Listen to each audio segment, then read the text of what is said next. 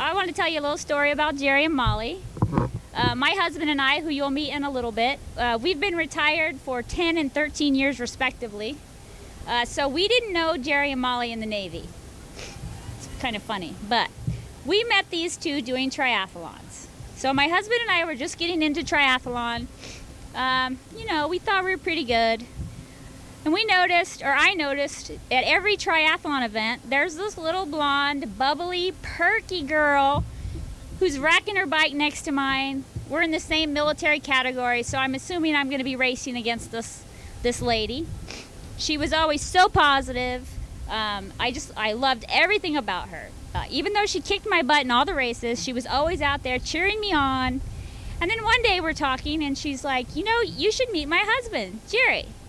And she says his name is Jerry Cook, and I'm like, what? He's like a local legend in San Diego for triathlon. This guy has been to Kona, and I don't know if you guys know triathlon, but Kona is the holy grail of triathlon. You only get to go there if you're good and you get invited. Well, I knew that Jerry had been to Kona and done quite well there, so I was very, very anxious to meet him. So one morning, I believe it was the San Diego International Triathlon, Molly's like, oh, there he is. He's over there by the water in his wetsuit. I'll introduce you. She takes me over to him. He looks so serious and stoic, and she introduced me, and he was like, hi, And I'm like, you sure this is your husband? Because he literally said 2 words to me, and I was like, oh, okay. And she assured me that this is just Jerry's war face for triathlon, that he's really not that scary. Time goes by, we do a few triathlons together, and we realize that this Kona qualifier could be our triathlon coach. So Jerry becomes our triathlon coach. He starts to lighten up a little bit, but I still never knew if he was kidding or not, or if he was serious. Does anybody agree with me? Like, you can't tell. And he'll say something to you, and you're like, oh. And he's like, I'm just kidding. Can't you tell? Anyway, so of special note, this story I'm about to tell you, Molly was on deployment, and that matters. Jerry's like, I'm going to come over in the morning, early in the morning. We're going to do a 60-mile bike ride. I'm going to come to your house, and we'll ride from there. We live about 40 minutes away from them. I'm already ready at 7 o'clock because I'm the chief.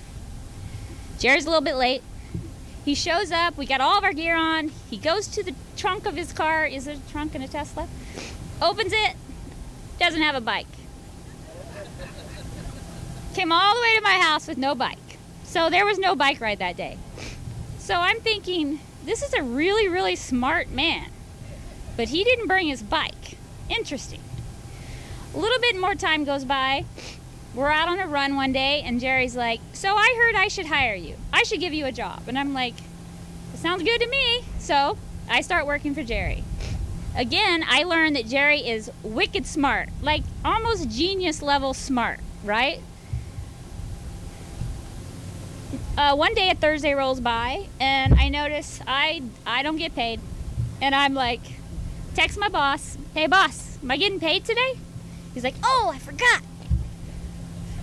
Again, Molly was on deployment.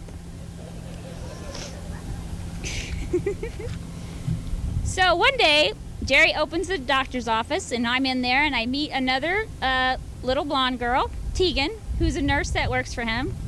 We're all sitting around, and Molly points out, we're all short, little, petite blonde girls. We're all born in September. We're all type A Virgos. And Jerry's surrounding himself with us. So, you actually are a lot smarter than I thought, because you surround yourself with the right people.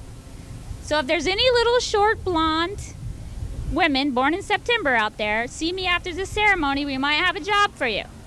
Because it takes a lot of us to keep this guy in line. And Jerry, yes, I still like my job.